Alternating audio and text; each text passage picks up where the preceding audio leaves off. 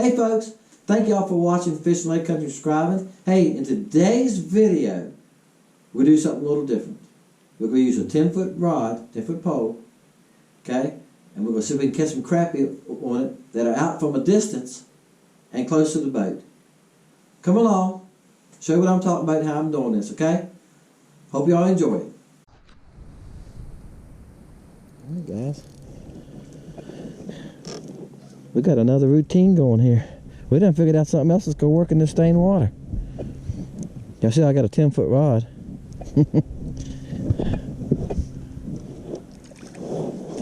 I'm not jigging. I am doing some jigging. Let me say it a different way.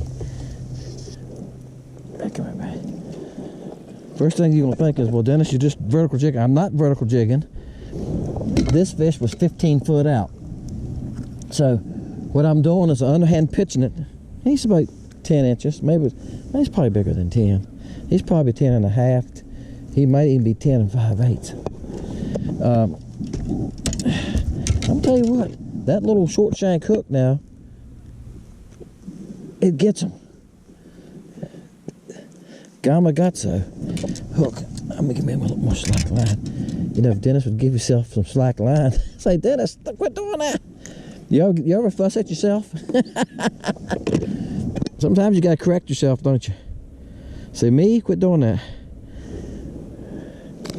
I had my line too tight, guys. If you don't loosen your string. If you don't loosen your string, you hear people call fishing line string. That's okay. We know what they're talking about, right? But you gotta loosen your line a little bit. Let me show y'all what I'm doing. I got bluegrass on there because y'all know bluegrass is a good dark water color. Let me see if I can find another one here now. I'm spotting them. So much time ago, guys. Y'all can see it's 5:20.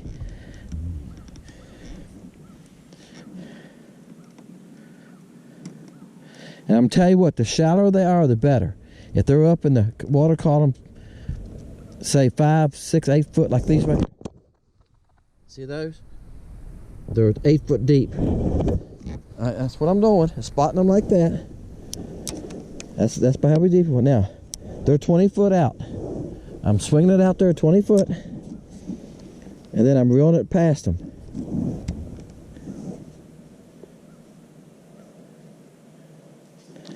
Alright, they didn't pay any attention to it. That's what I'm doing.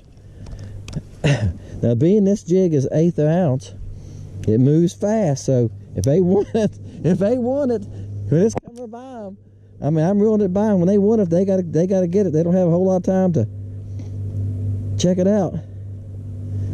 But this time of evening could be the whole idea of the thing. And this time of evening, if they're going to feed, low light, end of the day, I can't. I'm just underhand pitching it. I'm right there with them again. 16th ounce heads, yeah. This 1/8 ounce, I just threw it out there anyway. I figured it was a nice crappie.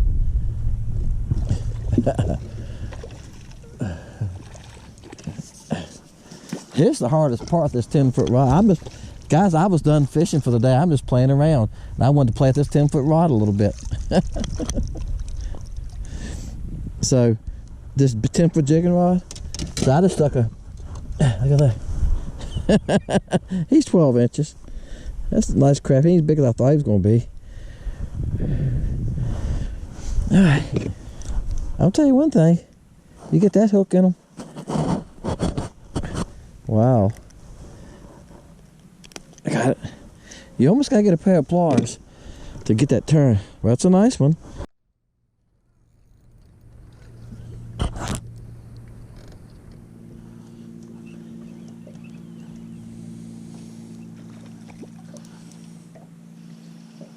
Alright guys, this is a nice crappie. I'm taking my time with it. I was getting ready to go in. I'm going to call it a day. And, oh boy. Come on. Come on. Come on. Come on.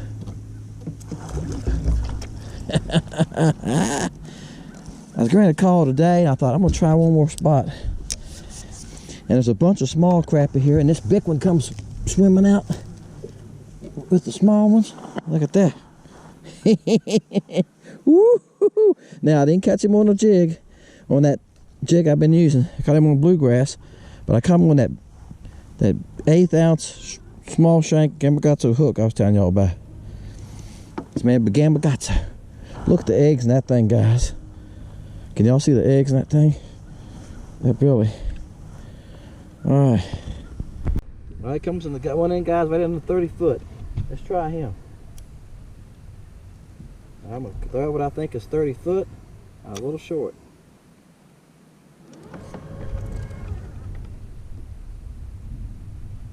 Okay, I'm going to reel it in fast. I'm Michael him. That was short. Try it again. Oh boy, a school of shad come through there. A school of something came through there. See, I don't know what they are. Here comes my bait through it too. On the right, coming toward the, going left.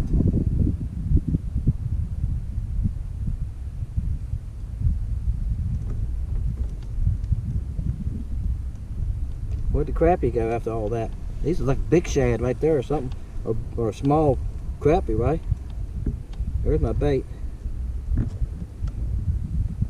He's still there. See him at 25 foot?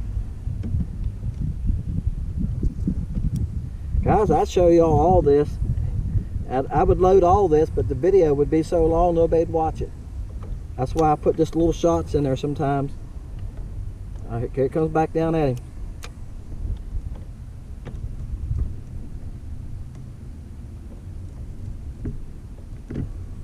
See, he's to the edge of the scope now. I can't. Once I get to the edge of the scope, it's it.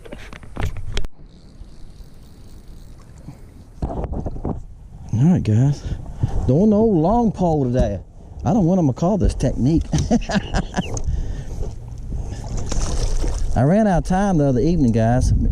That was a couple days ago. We've had rain again since then. And I had a little time this evening. I got back out here. There you go. And I'm using bluegrass right now, and bluegrass is just hard to beat in the stained water. I get my hands turned around, just hooking me. That's a nice fish. He's not a monster. He's probably 10 inches. But I'm throwing this bluegrass. I'm throwing that big head. It's an 1/8 ounce head. And see how short that hook is? I get to where you can see it. And like I'm saying, I'm spotting them however far they're out there, and I'm just trying to swing it out like that, underhand pitch it. That's about 30 feet, and then letting it fall to what level they are, and if you're on the back past them. Believe it or not, sometimes they're swiping at it. I threw it that one probably, gosh, 6 to 10 times, and finally he had turned around, come at it like a rock and hit it. You've got to get it close enough to him or something that triggers him. You can see the water's nasty. Alright guys, look at this one. He's almost 30 foot away. I'm going to try to catch him now. See if I can get my bait 30 foot away. Come my bait. I didn't throw far enough. Well, I'm going to hit him right on the head. Come on. He's paying attention to it. Well, he's following it. Come on. Hit it, boy. See him following it? And I'm reeling it slow, keeping off the bottom because the bait's trying to come to me. The boat's right here. This is the boat. Now he's getting pretty close to the boat.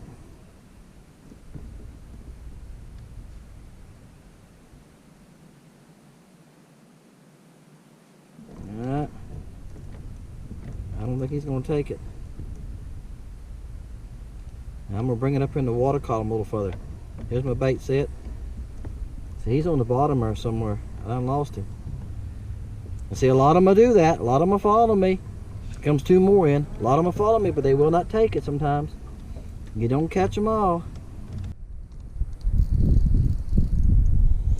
Alright guys, this is a different one that I showed you on the scope. He came into the front up and out. He was way out there. He was about 30 feet. That's a nice crappie. And I pitched it out there, and he come past him. I seen him turn. And when he turned, I figured he'd turn for my bait. Either they turn and run from it, or they turn and grab it. Usually, it's hard for me to tell sometimes. And I start watching my line real fast. If I see my line move, I set the hook. fishing that deep and that far from you, it's hard to feel the bite sometimes. He's not a very big one either. I've been catching some nice crappie. But I mean, hey, there's nothing wrong with that. He's 10 inches. But y'all know I've been catching those 13, 14s. I caught one right here the other day that was 16 inches. Guys, it's gonna be another video where I made a little silver jig.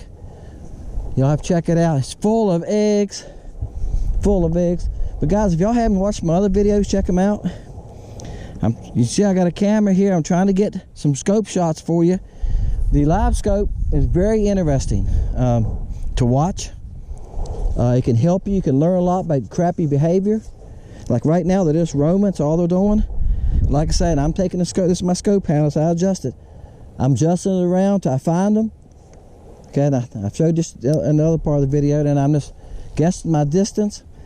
Once she hits the water, there she goes right there. Right there she goes. And I just bring it back, reel it back past that crappie as close as I can get to it. And either they grab it or they don't, because it's 1/8 ounce. It sinks pretty fast. So you can see how fast it goes on there. A lot of them are not grabbing it, but I just keep, if they give me enough throws at it. I threw at that one, I think, twice, and you got it the second time. So, hey, it's kind of like video game fishing, maybe. But, but I'm catching them, and the water's dirty. They're not up on cover yet. They're not on the docks yet. They're right here. The channel's right there. Somebody asked me the other day, what am I doing?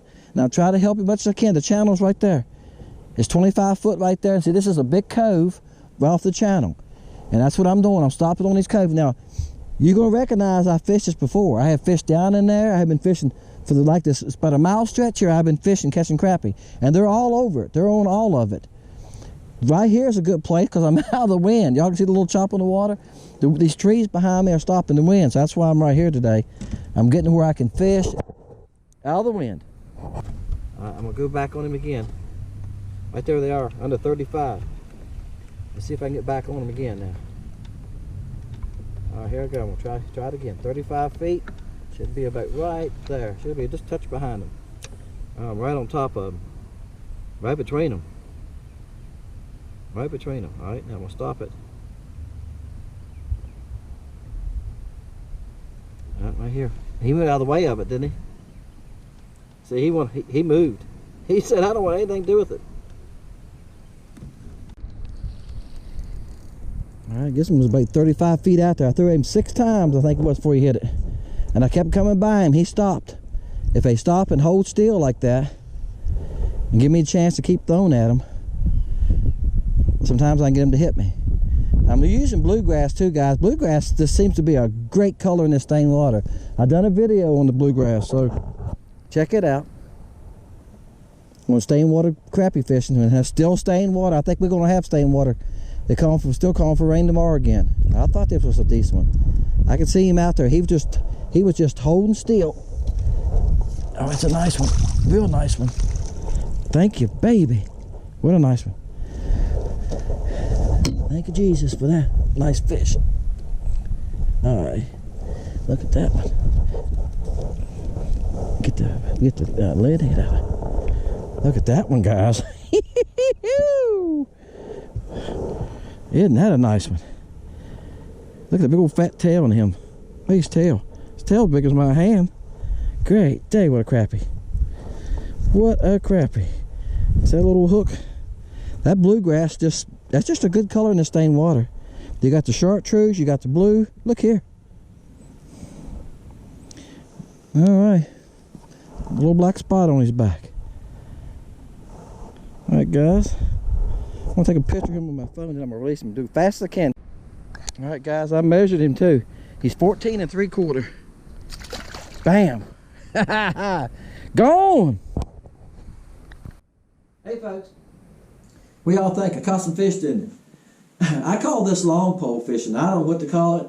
You know, I got this LiveScope in September and I'm learning stuff with it.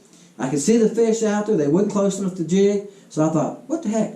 I started pitching to them, trying to make the bait come past them. You know, fish has a strike zone.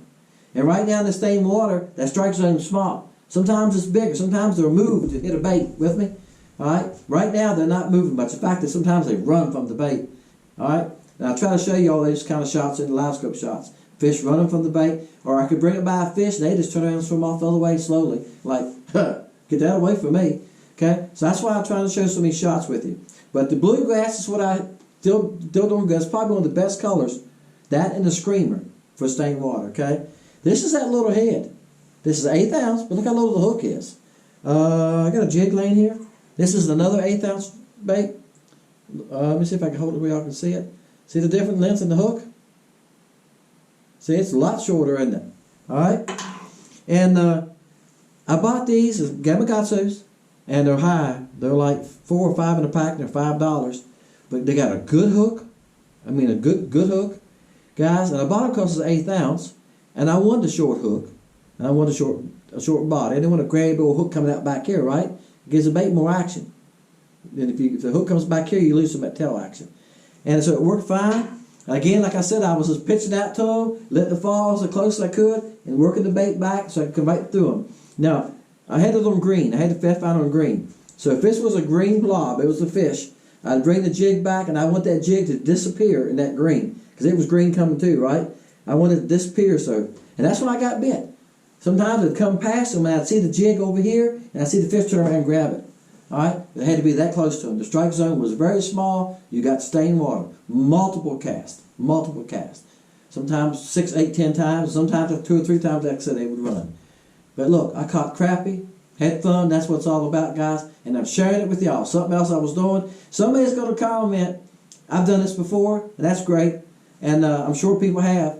But like I said, beginning, I just got my LiveScope in September, so I'm learning. And what I'm learning about the LiveScope, I'm sharing with y'all. Hey, my name is Dennis, Fishing Lake Country. Thank you for watching. Thank you for subscribing. See you next time, guys. See ya.